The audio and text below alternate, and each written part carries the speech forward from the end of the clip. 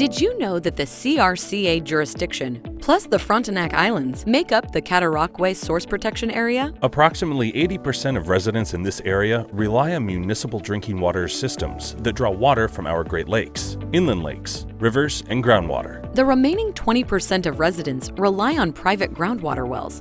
Your municipal drinking water is already safe and reliable. The CRCA works directly with water treatment plant operators to ensure the source of your drinking water is clean. Source water protection means protecting our existing and future sources of drinking water from contamination, overuse, and managing threats to source water.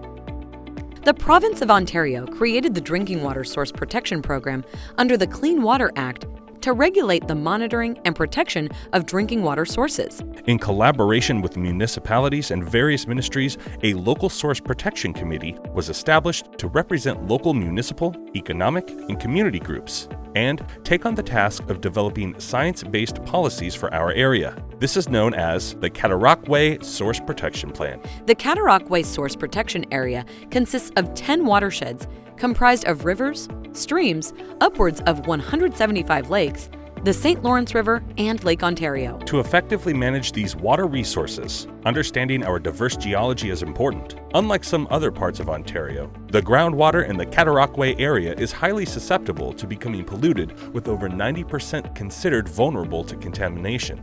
Some parts of the Cataraqui Source Protection Area have thicker soil cover, which can act as a natural protection to our vulnerable groundwater sources. Areas with less soil cover tend to be highly vulnerable to contamination, as fractured bedrock can act as a direct pathway for pollutants to reach the drinking water source. This means that water does not have the opportunity to be absorbed into the ground or filtered out by the soil, offering minimal natural protection, especially in areas with a high water table. The most vulnerable areas are around municipal water intakes and wells, also known as intake protection zones and wellhead protection areas. Several activities within these zones, such as fuel storage, have the potential to harm our drinking water, but there are best practices outlined in your local source protection plan that can be adopted.